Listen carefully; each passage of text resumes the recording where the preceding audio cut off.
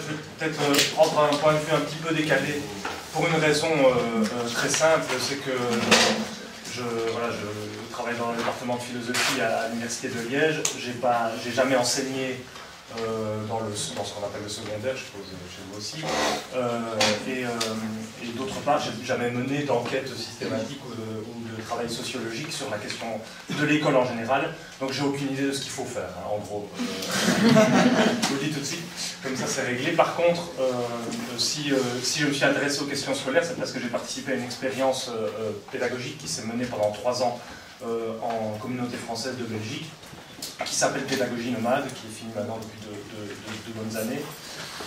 Et ça m'a amené à réfléchir à la question scolaire depuis les expériences pédagogiques qui se sont menées au XXe siècle. Et je prends tout dans l'expérience pédagogique. Je prends l'expérience pédagogique au sens strict, depuis Freinet jusqu'à ici, pas loin, le lycée de Paris, le lycée expérimental de Saint-Nazaire, mais en passant par les expériences parapédagogiques du type de Ligny et Maud Manoni, ou celle dont je vais vous parler un petit peu maintenant, en Italie et dans les années 60, l'école de Barbiana. Alors, ça m'amène à quoi de travailler depuis ces expériences-là sur les questions scolaires et d'éducation.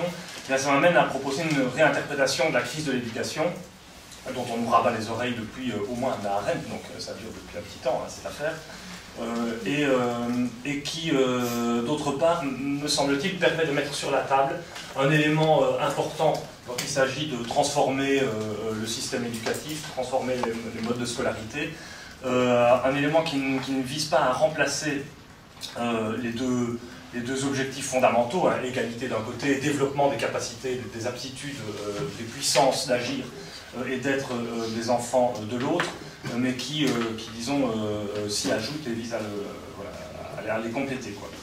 Alors, traditionnellement, on a deux interprétations majeures de la crise de l'éducation qui sont fonction de deux conceptions majeures de ce qu'est l'éducation à la modernité. La première conception, c'est une conception qui fait de l'éducation le processus d'intégration à un ordre qui nous précède, hein, que cet ordre soit considéré comme l'ordre culturel, social, symbolique ou même politique, et donc un ordre que nous aurions à connaître et à reconnaître, hein, dans lequel nous sommes insérés. La deuxième conception d'éducation, ce serait celle qui verrait l'éducation avant tout le processus de développement, d'apprentissage des puissances encore virtuelles, des puissances qui nous manquent pour nous réaliser comme sujet humain. Et on a de ce point de départ deux crises possibles de l'éducation. D'un côté, la crise de l'éducation serait l'effet d'un paradoxe induit dans le champ éducatif par l'avènement des sociétés démocratiques. Hein, c'est les grands machins de Gauchet ou d'Alain Renaud, par exemple. L'avènement des sociétés démocratiques est contradictoire, disons, avec le rapport inégalitaire, structurel structurant le rapport pédagogique, comme intégration à un ordre qui nous précède. Il faut bien qu'on respecte d'abord, qu'on connaisse d'abord cet ordre, etc. L'autre interprétation de la crise de l'éducation, ce serait de la pensée comme l'effet de paradoxe induit dans le champ éducatif par l'avènement du mode de production capitaliste, qui réduit l'acquisition des puissances à des acquisitions de puissance limitées par l'effet de la division du travail, disons, pose comme revers de l'empowerment des enfants leur appauvrissement, et en particulier l'appauvrissement des classes populaires. Donc, vous voyez, d'un côté, on aurait deux interprétations de la crise de l'éducation, égalité et inégalité, hein, et puis d'un autre côté, puissance et impuissance. Ces deux hypothèses, elles reposent sur un même présupposé qui est propre à l'anthropologie moderne, et j'aimerais bien partir de là pour construire mon propos. Un présupposé propre à l'anthropologie moderne qui situe toute l'importance de l'éducation dans le procédé de constitution du sujet humain. Et c'est quoi le présupposé auquel je fais référence? C'est celui d'un inachèvement ontologique, hein, de la nature humaine. L'homme ne n'est pas tout fait, il naît presque prématuré, hein, donc il faut lui donner il faut lui donner les supports pour lui permettre d'être ce qu'il a à être. Éducation signifierait d'abord l'ensemble des procédés par lesquels le petit homme se constitue en sujet humain, en tant qu'une telle constitution n'est pas donnée mais doit être faite et construite. C'est pourquoi l'enfant ne peut pas se constituer par lui. J'insiste que c'est une présupposition de l'anthropologie moderne. Il suffit de lire Ariès pour voir que ce type de construction intellectuelle n'est pas donnée. C'est pourquoi, pour dans cette perspective, le petit homme ne peut se constituer par lui-même. La déficience originaire de l'homme débouche sur l'inscription au cœur de l'existence humaine d'un rapport à l'autre qui est nécessaire à la structuration de l'individu.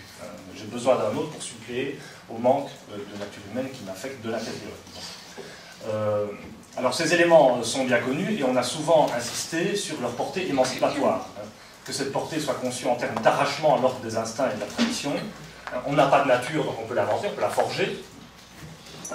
Donc condition d'une liberté comme décision autonome, ou portée émancipatoire qui se marque dans l'idée d'un développement de puissance et de capacité adaptative au milieu. Comme on n'est pas inscrit dans un ordre nécessaire des instincts, donc on a la possibilité de s'adapter à plusieurs milieux, la capacité adaptative. Donc deux formules de la liberté, décision autonome d'un côté et capacité d'adaptation et de variation des modes d'existence.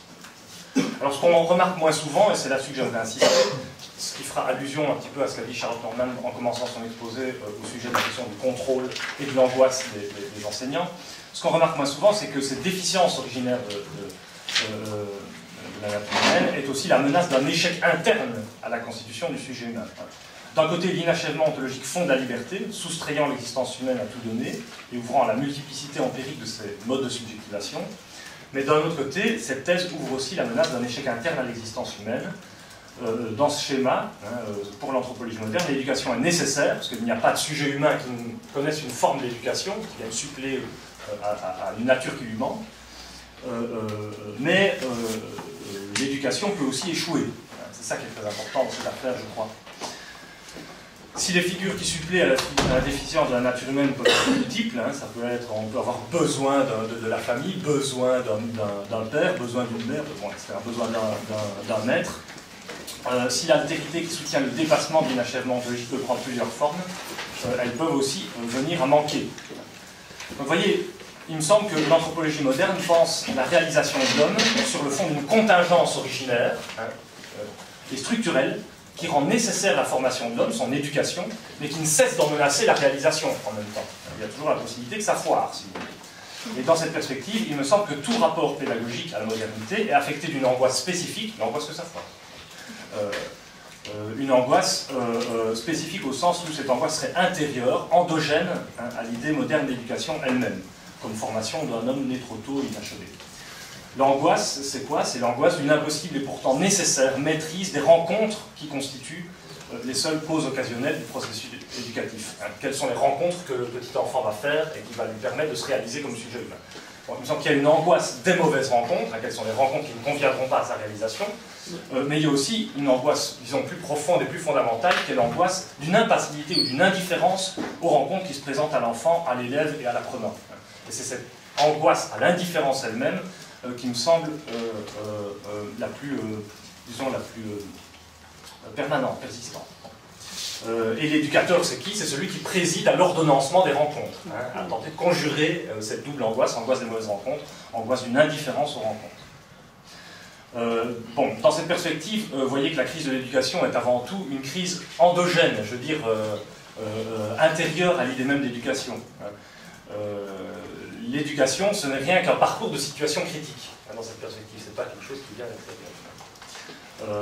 Bon, l'Émile de Rousseau est traversé par des moments de crise, des moments virtuels de crise. Bon, quand Émile rencontre les autres hommes, Rousseau c'est un moment de crise. Quand il rencontrait Sophie, la rencontre sexuelle et amoureuse. Bon, tout ça, c'est des rencontres qui menacent la constitution du sujet, en même temps qu'elles lui sont nécessaires pour se constituer. Donc la crise de l'éducation doit avant tout être pensée comme structurelle. Depuis qu'il y a éducation à la modernité, il y a crise d'éducation, voilà, en gros. Mais il ne faut pas sortir des mots et se contenter des mots et de déplacements purement théoriques des problèmes. Ce qu'on entend par crise de l'éducation, relu depuis la question de la contingence, il me semble qu'on peut également le rapporter aux modalités de réglage du hasard qui est inhérent à tout processus éducatif, de cette contingence à l'œuvre dans tout processus éducatif, et à la façon dont ce réglage se positionne par rapport à un fantasme, qui est le fantasme de maîtrise absolue de la contingence, ou du hasard. En clair, il faut peut-être situer la crise de l'éducation dans une difficulté à assumer la part de contingence inassimilable, irréductible, propre à l'éducation elle-même, plus précisément dans la difficulté à ne pas penser l'éducation autrement que sous la forme fantasmatique d'une garantie. Peut-être la crise de l'éducation vient à la difficulté à ne pas penser l'éducation autrement que sous la forme d'une garantie. Une bonne formation, à bon devenir, bon, tout ça. Et donc sous la forme d'une élimination impossible a priori, hein, de tout, presque tout ce qui viendrait troubler le processus éducatif, de tout imprévu. Élimination qui peut prendre la figure de la projection dans une incapacité de l'élève ou du professeur, de la société, etc. Si crise de l'éducation ne se réduit pas à une dimension structurelle de l'éducation elle-même, il faut peut-être la penser depuis les difficultés propres aux manières de régler, de conjurer et de traiter la contingence dans le processus éducatif. Et deux remarques à ce propos. Premièrement, ces manières de régler la contingence, elles sont bien entendu à envisager du côté des éduqués, hein, comment est-ce que l'enfant lui-même se rapporte à la contingence qui affecte son existence et aux rencontres qu'il fait, mais à mon avis aussi et peut-être surtout du côté des éducateurs, hein, qui sont les premiers quand même à parler de la crise de l'éducation, peut-être les seuls par ailleurs, et à s'en soucier. Deuxièmement, deuxième remarque, on aurait tort de faire de ces manières de régler la contingence des formes purement subjectives et intériorisées d'intégration et de conjuration de cette contingence. La manière de se rapporter au hasard et à la contingence passe par des institutions, des conditions matérielles, le rapport à l'inspection, tous ces trucs-là. Sur la base de cette hypothèse, il est également possible, je crois, de construire un cadre d'intelligibilité, c'est un peu l'objectif que je voulais me fixer, pour un certain nombre d'expériences pédagogiques ou parapédagogiques auxquelles j'ai fait allusion au début. Il me semble que toutes ces expériences ont pour point commun, disons, elles sont très très diverses et très hétérogènes, mais elles ont pour point commun de se positionner en décalage, disons, par rapport au refoulement ou à la dénégation de la contingence qui affecte le processus éducatif, et par la mise au cœur du rapport éducatif ou para-éducatif de cette question de la contingence. 3 minutes, ok. Qu'est-ce que ça veut dire? Alors je vais juste vous énoncer, puis je dirai 2 mots sur Barbiana en conclusion. Qu'est-ce que ça veut dire? Ça veut dire qu'il me semble qu'il y a 4 traits majeurs qu'on retrouve dans ces différentes expériences éducatives qui témoignent de cette prise en compte de la contingence. Un premier trait qui concerne la temporalité dans ces lieux, dans ces institutions, si vous voulez, ou ces collectivités. Une temporalité qui n'est pas prédéterminée, une temporalité qui comporte des trous, des temps d'ennui, des formes de régression, qui fait avec l'absence de rythme. Bon. Je lis très abstraitement, puis je vais essayer de donner des exemples avec Barbiana. Deuxièmement, un trait qui concerne les problèmes. Qu'il y ait des problèmes, des échecs au processus éducatif, n'est pas, dans toutes ces expériences, n'est pas à repousser, à exclure, à refouler. Le symptôme même du refoulement constitutif de l'institution scolaire, des problèmes qui se posent aux problèmes éducatifs, c'est le redoublement et l'exclusion scolaire. Ça, c'est typiquement, il n'y a pas de problème, on le met de côté. Le troisième trait, c'est l'importance de la collectivité.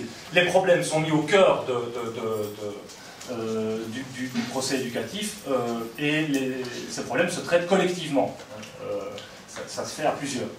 Et quatrième trait commun, à mon avis, un des plus importants de toutes ces expériences, c'est un retour sans cesse critique sur la position de maîtrise propre à l'éducateur, sur le fantasme qui soutient la posture subjective de l'éducateur, de celui qui éduque. C'est pour le bien des petits, il faut faire attention, etc. Voilà les 4 traits communs qui me semblent définir une même posture subjective et qui prend en compte la possibilité d'un échec et qui l'assume pleinement. Oui, ça peut foirer, des fois ça foire, et il faut faire avec le fait que des fois ça foire. C'est qu'on a qu'on faire. Bon. Je n'ai pas le temps de vous parler de Barbiana, on en parlera dans la discussion, mais simplement juste 2 mots sur cette idée. Barbiana, c'est une école créée par un prêtre catholique italien, Don Lorenzo Milani, dans les années 50. C'est un prêtre qui a été un peu trop remuant avec les jeunes ouvriers de la banlieue florentine et qui s'est fait envoyer par la hiérarchie catholique dans un village paumé tout près de Florence, sans eau, sans électricité, sans rien, Barbiana, et il a créé une école qui, disons, réunit les traits que je vous ai dit ici, mais qui fonctionne par enseignement mutuel, une école pour les pauvres et les paysans en particulier. Et à la fin de sa vie, sous sa tutelle en quelque sorte, les élèves de Barbiana ont rédigé une lettre à une professeure, un lettera à une professeure, et qui est à la fois une présentation en filigrane des traits distinctifs de l'expérience de Barbiana, mais en même temps une sorte de critique radicale et absolument jouissive le style est magnifique, du système éducatif, depuis les points que j'ai essayé de lister maintenant. Voilà, je voulais vous citer des extraits, mais je le ferai dans la discussion si je m'en donne l'occasion. Merci.